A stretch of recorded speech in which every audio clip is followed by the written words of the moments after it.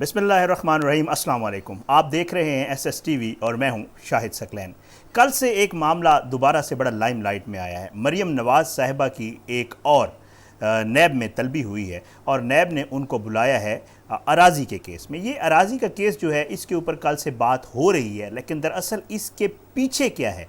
ज़मीन तो ख़रीदी गई, ज़मीन ख़रीदना कोई इतनी बड़ी बात नहीं, और ऐसे लोग तो आपको पता है ज़मीन बहुत ज़्यादा ख़रीद लेते हैं, इनके पास पैसे भी होते हैं।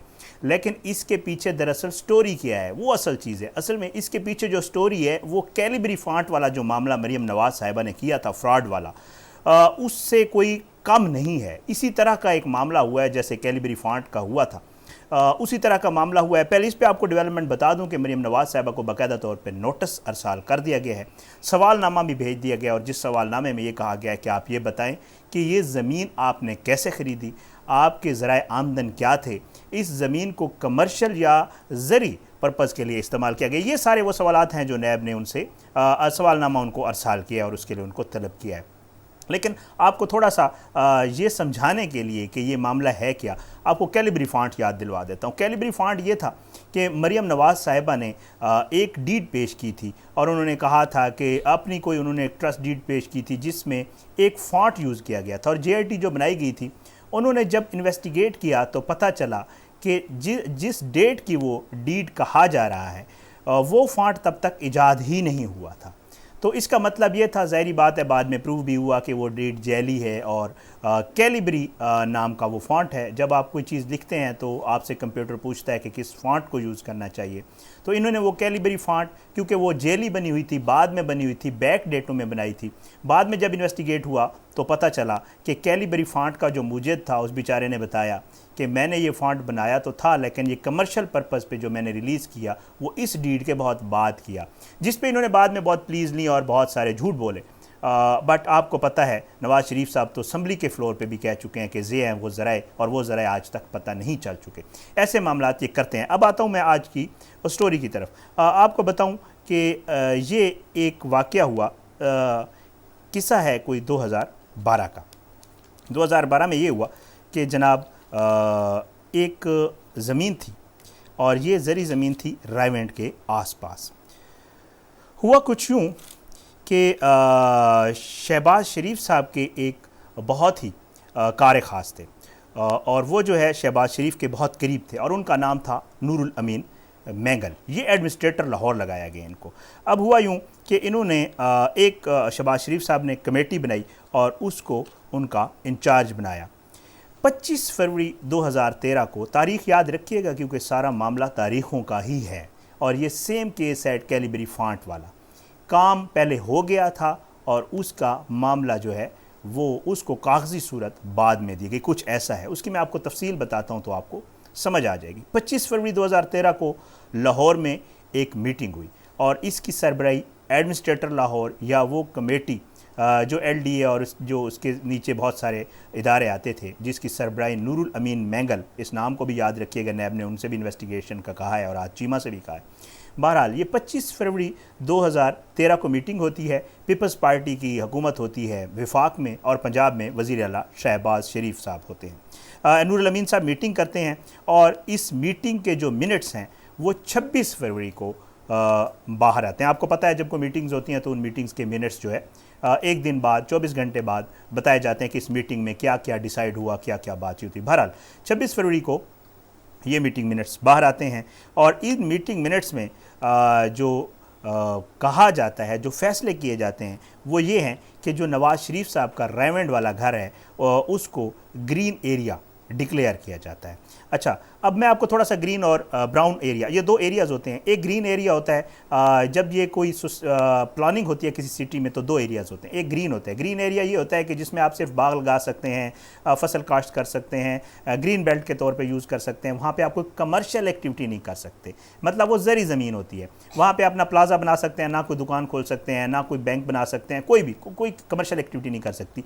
ये ग्रीन एरिया होता है। और एक होता है ब्राउन एरिया। ब्राउन एरिया आपको पता है ये कमर्शियल पर्पज़ के लिए यूज़ होता है। आपको सोसाइटी बना सकते हैं, घर बना सकते हैं, दुकान बना सकते हैं, पार्क बना सकते हैं, ये कमर्शियल पर्पज़ के लिए होता है। तो हुआ कुछ यूँ कि इस जो कमेटी के मीटिंग मिनट्स 26 फरवरी को बाहर है, उसमें ये कहा गया कि ये जो रायवंड वाला एरिया है, नवाज शरीफ साहब का जो घर है, उसको ग्रीन एरिया इन्होंने डिक्लेयर कर दिया। मैंने आपको ग्रीन और ब्राउन एरिया का बता दिया। अब मसला ये था, जो मसला है वो ये है कि 2006 में इससे पहले इसको ब्राउन एरिया डिक्लेयर किया गया था। ब्राउन एरिया डिक्लेयर किया गया। अब इसमें फ्रॉड क्या किया गया वो मैं आपको बताता हूँ। वो ये हुआ कि 2006 में इसको ब्राउन एरिया डिक्लेयर किया गया। जब कोई एरिया ब्राउन एरिया डिक्लेयर होता है तो वहाँ पे जो इन्वेस्टर्स होते हैं, जो प्रॉपर्टी वाले होते हैं, जो लोग जिन्होंने कारोबार करने होते हैं, वो वहाँ पे ज़मीन ख़रीदते हैं। प्रॉपर्टी की वैल्यू वहाँ पे बहुत बढ़ जाती है, अच्छी खासी बढ़ जाती है। अब क्योंकि यहाँ नवाज़ शरीफ साहब का घर था और नवाज़ शरीफ साहब नहीं चाहते थे कि उनके अलावा कोई भी वहाँ पे फ़ायदा या मुनाफा कमा सके, पॉसिबल ही नहीं है। ज़ाहिर है उनके होते हुए उनकी कोशिश होती है नवाज़ शरीफ और शहबाज शरीफ की कि कोई भी और तो मुनाफा ना कमा सके। कहीं भी अगर कोई धोखाधड़ी, फ्रॉड, किसी भी तरीके से अगर मुनाफा कमाया जाए तो शहबाज शरीफ और नवाज़ शरीफ या उनकी फैमिली कमाए, उसके अलावा किसी और का ये हक़ नहीं बनता। लोगों ने ज़मीन ख़रीदी 2006 में जब ब्राउन एरिया डिक्लेयर किया गया। इन्होंने चाहा कि इसकी वैल्यू कम कर दी जाए। 2013 में नूरुल अमीन मैंगल साहब की सरबराही में मीटिंग हुई और उन्होंने 26 फरवरी को इसको दोबारा ग्रीन एरिया डिक्लेयर कर दिया, जो प्रॉपर्टी लाज की भी खिलाफ वर्जी है। दुनिया में कहीं ऐसे नहीं होता कि किसी एरिया को पहले तो कमर्शियल पर्पज़ के लिए डिक्लेयर किया जाए, लोग वहाँ पर प्रॉपर्टी खरीदें और उसके बाद उसको ग्रीन एरिया डिक्लेयर कर जाए। ये पाकिस्तान में पहली दफ़ा यहाँ पर हुआ। अच्छा, एक बात ये इन्होंने अब ये किया कि जब उसको ग्रीन एरिया डिक्लेयर किया तो जाहिर है जिन लोगों ने बेचारों ने इन्वेस्ट किया हुआ था वो रोना चीखना चिल्लाना शुरू हो गए और उन्होंने कहा कि यार ये तो प्रॉपर्टी की वैल्यू यहाँ कम हो जाएगी। तो उन्होंने धड़ाधड़ ज़मीनें वहाँ पे फ़रोख्त करना शुरू कर दी और फ़रोख्त करना इस तरह शुरू कर दी कि ज़ाहिर है ग्रीन एरिया जब डिक्लेयर हो जाता है वहाँ पे कमर्शियल एक्टिविटी होती नहीं है, तो ज़मीनें तो बहुत सस्ती हो जाती हैं। या तो कोई खेत उगाएगा या ग्रीन बेल्ट बनेगी, इस तरह की कोई एक्टिविटी होगी। तो उनको पहला लॉस ये हुआ। और आगे आपको बताता हूँ कि नवाज़ शरीफ साहब और शहबाज शरीफ साहब ने फ़ायदा क्या उठाया। जब वहाँ पे प्रॉपर्टी की वैल्यू कम हुई, वहाँ पे ऑलरेडी आपको पता है एक दो सिटीज़ मौजूद हैं, लेक सिटी भी है, बैरिया टाउन भी उसके आसपास है। तो इन बिरादरान ने, शहबाज शरीफ और नवाज़ शरीफ ने वहाँ पे खुद भी और अपने जो फ्रंट मैन, इनके तो फ्रंट मैन होते हैं, खुद ये काम नहीं करते और अमूमन प्रॉपर्टीज़ ये दूसरों के नाम पे रखते हैं। मरियम नवाज़ और इधर उधर जो इनके रिश्तेदार हैं उनके नाम पे, इनके अपने नाम पे नहीं होती। इन्होंने वहाँ पे जी प्रॉपर्टी परचेज़ की। प्रॉपर्टी परचेज़ की बहुत सस्ती। ग्रीन एरिया इसलिए डिक्लेयर किया कि वहाँ पे कोई और ना आ सके। जब ब्राउन एरिया डिक्लेयर करवाया था तो अपनी कुछ कंस्ट्रक्शंस कर ली थी। वहाँ पे अस्पताल भी इनका एक मौजूद है, इनके अपने कुछ कमर्शियल प्रोजेक्ट्स भी मौजूद हैं इस एरिया में। जब ब्राउन एरिया भी डिक्लेयर किया था तो अपना ही मकसद था उसके पीछे। जब ग्रीन एरिया भी डिक्लेयर किया तो अपना मकसद था। अब हुआ ये कि जी उसमें बाकी भी कुछ एरियाज़ थे, जिसमें फ़िरोज़पुर रोड का कुछ एरिया है, उसमें 4 इलाकों को इन्होंने फ्रोज़न एरिया करार दिया था। उसमें फ़िरोज़पुर रोड का कुछ एरिया है, रायवंड का है, मांगा मंडी और रायवंड रोड। ये सारे एरियाज़ रायवंड को ही आसपास लगते हैं। मकसद ये है कि सिर्फ़ और सिर्फ शहबाज शरीफ और नवाज़ शरीफ ने अपने आप को फ़ायदा पहुंचाने के लिए ये सारा कुछ किया। अच्छा, अब इससे तो साफ ज़ाहिर होता है, ज़ाहिरी बात है कि जो कमेटी बनाई गई थी, जो इंचार्ज बनाया गया था नूरुल अमीन मैंगल, ये वैसी अलामती तौर पे, और ये सिर्फ महज एक ऐसी कार्रवाई थी कि लोगों को ये बाद में दिखाया जाए कि जी ऐसी कोई एक बाकायदा तौर पे इसका एक लीगल प्रोसेस अडॉप्ट किया गया है। बिल्कुल अल्लाह ताला है, ज़ाहिरी बात है, झूठ बाद में सामने आ जाता है। बड़ी बारीकी से इन्होंने ये काम किया, लेकिन हुआ कुछ यूँ कि बाद में जब इन्वेस्टिगेशन हुई, नैब के पास वो लोग पहुँचे जिन्होंने वहाँ पे ये ज़मीनें ख़रीदी थी, तो पता चला कि जी ये सारा कुछ कोई और चाह रहा था, कोई ज़मीन ख़रीदना चाह रहा था नवाज़ शरीफ और शहबाज शरीफ। तो इस वजह से इसका ये मामला किया गया। एक काम तो ये किया गया। अच्छा, अब आपको समझाता हूँ कि कैलिबरी फ़ॉन्ट वाला मामला क्या हुआ। मज़े की बात ये है कि मीटिंग जो होती है, मैं आपको बता चुका हूँ कि वो होती है 25 फरवरी को, मीटिंग मिनट्स आते हैं 26 फरवरी को। लेकिन होता क्या है कि ये जो अमल दरामद हो गया था ग्रीन एरिया करवाने का, ये 2 फरवरी को हो गया था। काम पहले हो गया, लेकिन उसको कागज़ी जामा पहनाने के लिए या उस पर कागज़ी कार्रवाई और उसके लिए एक झूठ मज़ीद बोलने के लिए, ताकि बाद में कोई पकड़ ना सके, एक प्रॉपर मीटिंग बुलाई गई 25-26 फरवरी को। ये सारा काम 2 फरवरी और 25-26 24 दिन पहले ये काम इन्होंने कर लिया था। कैलिबरी फ़ॉन्ट में भी मरियम साहिबा ने बिल्कुल यही किया था कि काम पहले कर लिया था, जब डीड बनाई तो तब कैलिबरी फ़ॉन्ट आया ही नहीं था। ये काम भी पहले हो गया था। जब ये सारा मामला बाद में मीटिंग मिनट्स, अलामती कमेटी, नूरुल अमीन मैंगल को लगाना, अपनी ख्वाहिश पे सारा कुछ करना, ये बाद में हुआ, लेकिन असल में अमल दरामद ग्रीन बेल्ट के ऊपर पहले कर लिया गया था। अब हुआ क्या हुआ, ये कि जी इसमें प्रॉपर्टी ख़रीदी गई, 3568 कनाल ज़मीन ख़रीदी गई। इसमें 1936 कनाल शमीम बीबी जो शहबाज शरीफ और नवाज शरीफ साहब की वालदा हैं उनके नाम पर, कोई 1440 कनाल मरियम नवाज साहबा के नाम ट्रांसफ़र हुई। नवाज शरीफ साहब 12 एकड़ और शहबाज शरीफ साहब 12 एकड़, 100 कनाल, 96 कनाल होती है एकड़ों के हिसाब से अगर देखा जाए, तो इन्होंने अपने नाम करवाई।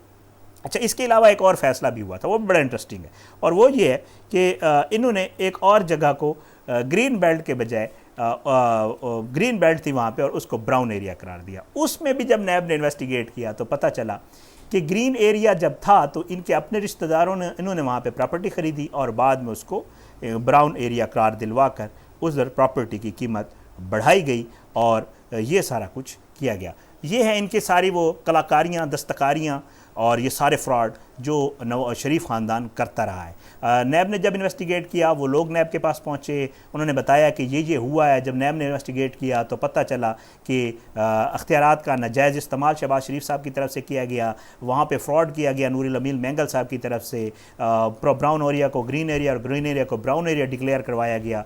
अच्छा, अब ये है कि नैब ने इसकी इन्वेस्टिगेशन शुरू कर दी है। इसमें हो यही सकता है कि मरीम नवाज साहब ज़ाहिर बात है बेनिफिशरी हैं और उनके पास कोई ओहदा नहीं था, तो हल्का फुल्का उनके ऊपर बात आएगी, लेकिन उनको थोड़ा सा सियासी फ़ायदा भी हो सकता है इसमें कि ज़ाहिर है लाइमलाइट में आ जाएंगी, फिर वही पेशियाँ होंगी, फिर वही बाहर कारकुन होंगे, नारे लगेंगे, शेर आया का, और वोट को इज़्ज़त दो तो शायद ना हो, इस तरह के मामलात होंगे। लेकिन फंसेगा कौन? फंसेंगे शहबाज शरीफ साहब, नूरुल अमीन मैंगल साहब।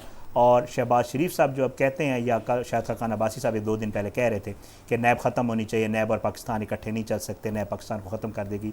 पेट में दर्द जो है वो ये है कि ज़ाहिर बात है जितने भी इन्होंने धोखाधड़ी, फ्रॉड, जितने भी इन्होंने मामलात किए हुए हैं वो आहिस्ता आहिस्ता बाहर आ रहे हैं, और ये वो होशरुबा इंकशाफात हैं जिनको सुन के बंदा दंग रह जाता है कि इस तरह 2 नंबरियाँ की हैं इन्होंने, जैसे जरदारी साहब ने और इन्होंने मिल के ये सारे खाते किए हैं, ये सारे सामने आ रहे हैं। तफसीलात मेरे पास आई थी, मैंने कहा ज़ाहिर है कल से एक मामला चल रहा है जिसके ऊपर अराज़ी के हवाले से तो बातचीत हो रही है, लेकिन इतनी डिटेल्स नहीं थी, मैंने कहा आपसे शेयर कर लूँ। आपकी आज की इस वीडियो से इतना ही। मेरे यूट्यूब चैनल SSTV को सब्सक्राइब करें, मैं आपका बहुत शुक्रगुज़ार हूँगा। अपना बहुत ख्याल रखिएगा। अल्लाह।